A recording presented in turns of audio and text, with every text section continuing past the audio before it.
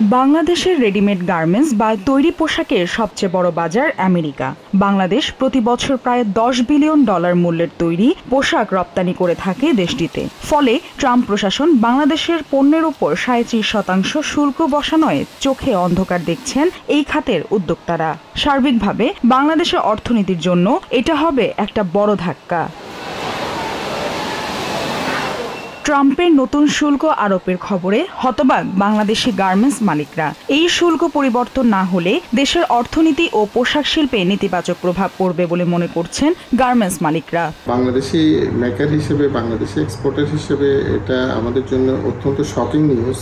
নতুন এই শুল্ক আরোপের ফলে এই শিল্পে কাজ করা নিম্নবিত্ত নারীরাই সবচেয়ে বেশি ক্ষতিগ্রস্ত হবে এবং গুরুতর আর্থিক চাপে পড়বে বলে মনে করেন বাংলাদেশি পোশাক প্রস্তুতকারক ও রপ্তানিকারক নাসিরউদ্দিন চৌধুরী। বিশেষ করে মহিলারা, নারীরা কাজ করে এই সেক্টরে এবং প্রান্তিক জনগোষ্ঠীগুলো, তারা বড় ধরনের ক্ষতির সম্মুখীন হবে যদি আমেরিকান বায়াররা বাংলাদেশ থেকে মুখ ফিরিয়ে নেয়। আমেরিকা বাংলাদেশের তৈরি পোশাক খাতের সবচেয়ে বড় বাজার, তাই আমেরিকার বাজারের সাথে বিকল্প কোনো বাজারের তুলনা করা যাবে না বলে মনে করেন গার্মেন্টস মালিক SM আবু তায়েব। স্থায়ী মার্কেট আমাদের একটা এক্সক্লুসিভ মার্কেট আমেরিকা, সেই মার্কেটটাকে নিয়ে কোনো অবস্থাতেই আমরা বিকল্প মার্কেটের তুলনা করতে পারবো না। পাকিস্তান ও ভারতের ওপর বাংলাদেশের তুলনায় অনেক কম শুল্ক আরোপ করেছে ট্রাম্প প্রশাসন। বাংলাদেশি ব্যবসায়ী নেতা রফিকুল আলম চৌধুরী মনে করেন এর ফলে প্রতিযোগিতার সক্ষমতা হারাবে বাংলাদেশের তৈরি পোশাক খাত। পাকিস্তান এবং ইন্ডিয়া আমাদের থেকে অনেক অংশে কম করে, তাহলে ওরও কিন্তু আমাদের কম্পিটিটিভ এসছে। যে টাইমটা থেকে আমরাও এক্সপোর্ট করতে পারি, ওরাও পারে, সেখান থেকে যদি আমাদের খরচটা বেড়ে যায় কয়েকগুণ, তাহলে কিন্তু আমাদের থেকে নেক্সট ইনপুটটা নেওয়ার ক্ষেত্রে অনেক বাধার সম্মুখীন। তবে অনেক ব্যবসায়ী প্রত্যাশা ডক্টর মোহাম্মদ ইউনূস ট্রাম্প প্রশাসনের সঙ্গে আলোচনা করে চড়া শুল্ক থেকে দেশের অর্থনীতি বাঁচাতে সক্ষম হবে।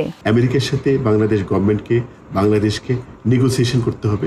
নেগোসিয়েশন করে যেই সব চুক্তি দেখে ওরা আমাদেরকে 37% এই খড়গটা আমাদের উপর দিয়েছে, সেটাকে সরানোর ব্যবস্থা করতে হবে। গভর্নমেন্ট, US গভর্নমেন্ট এবং আমাদের বাংলাদেশ গভর্নমেন্ট মিলে যৌথভাবে একটা সিদ্ধান্ত নিতে পারলে জিনিসটা আমাদের জন্য। এদিকে প্রধান উপদেষ্টার প্রেস সেক্রেটারি শফিকুল আলম জানিয়েছেন আমেরিকার শুল্ক আরোপের বিষয়টি নজরে রেখেছে অন্তর্বর্তীকালীন সরকার। আলোচনার মাধ্যমে সমস্যার সমাধানের ব্যবস্থা করা হবে বলেও জানান তিনি। আমেরিকা বাংলাদেশের ঘনিষ্ঠ বন্ধু এবং দেশের সর্ববৃহৎ রপ্তানি গন্তব্য। বাংলাদেশ বাণিজ্য শুল্ক নিয়ে ওয়াশিংটনের সঙ্গে কাজ করে যাচ্ছে।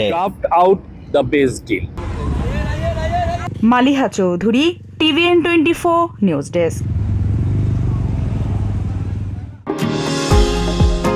নিউ ইয়র্ক থেকে সম্প্রচারিত TVN24 টেলিভিশন বিশ্বজুড়ে বাঙালির কণ্ঠস্বর।